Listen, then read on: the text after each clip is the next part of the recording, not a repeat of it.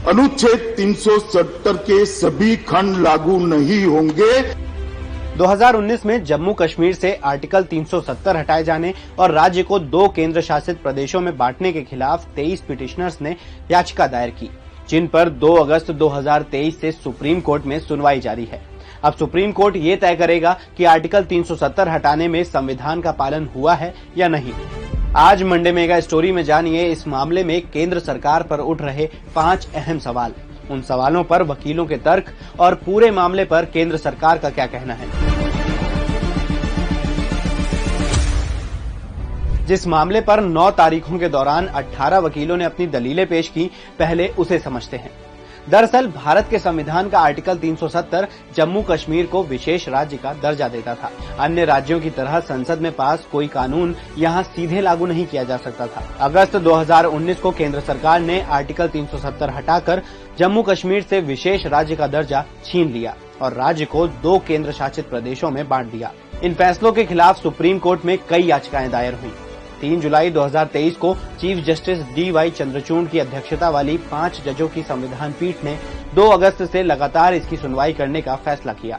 Supreme court में 10 दिन की सुनवाई पूरी हो चुकी है। पिटिशनर्स के वकीलों की दलीलों के बाद अब सरकार अपना पक्ष रख रही है। पहले जानते हैं आर्टिकल 370 से जुड़े 5 सवाल और पिटिशनर्स की ओर से पेश सीनियर एडवोकेट्स की दलीलें। पहला सवाल, क्या आर्टिकल 370 महज राष्ट्रपति के आदेश से हटाया जा सकता है?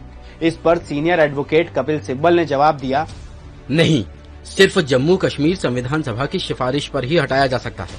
ये संविधान सभा 1957 में भंग हो चुकी है, इसलिए आर्टिकल 370 को अब नहीं हटाया जा सकता। दूसरा सवाल, संविधान में आर्टिकल 370 का प्रावधान कुछ समय के लिए रखा गया था या स्थायी था?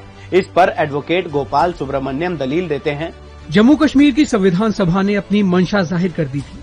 इस इलाके के इतिहास और नेताओं के विचारों ने जता दिया था कि ये एक स्थायी प्रावधान है। तीसरा सवाल, क्या जम्मू कश्मीर संविधान सभा की भूमिका भारत की संसद निभा सकती है? एडवोकेट शेखर नाफड़े इसका जवाब देते हैं, संविधान सभा कोई विधानसभा नहीं है जिसका कामकाज संसद संभाल सकती है। संविधान सभा एक अलग बॉडी थी। चौथा सवाल, क्या जम्मू कश्मीर को 2 केंद्र शासित प्रदेशों में तोड़ने का फैसला संवैधानिक था? एडवोकेट राजीव धवन इसका जवाब देते हैं, आर्टिकल 3 में किसी राज्य की सीमाओं से छेड़छाड़ से पहले विधानसभा की सहमति जरूरी है। विधानसभा भंग थी, इसलिए ऐसा करना संवैधानिक नहीं था।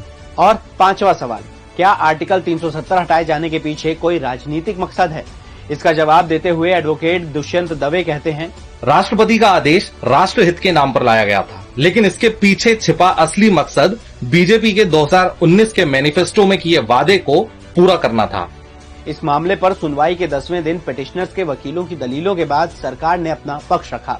सॉलिसिटर जनरल तुषार मेहता ने तर्क दिया, भारत में रियासतें 1947 के ऑर्डर के सेक्शन 6 के तहत शामिल हुई। सभी को अपने टर्म्स एंड कंडीशन रखने की परमिशन दी गई थी। अगर उस वक्त सरदार पटेल की चलती तो आर्टिकल 370 के तहत जम्मू कश्मीर को विशेष राज्य का दर्जा नहीं मिलता। इससे पहले 10 जुलाई 2023 को सुप्रीम कोर्ट में दाखिल अपने हलफनामे में आर्टिकल 370 खत्म करने के फैसले को सही ठहराते हुए केंद्र सरकार ने 3 तर्क दिए थे। पहला, आर्टिकल 370 खत्म होने के बाद जम्मू कश्मीर में आतंकवादियों का नेटवर्क तबाह हो गया है।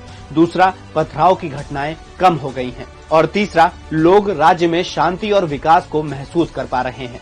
तो ये थी आर्टिकल 370 हटाने के खिलाफ सुप्रीम कोर्ट में पेश की गई दलीलों और सरकार के तर्क पर मंडे मेगा स्टोरी।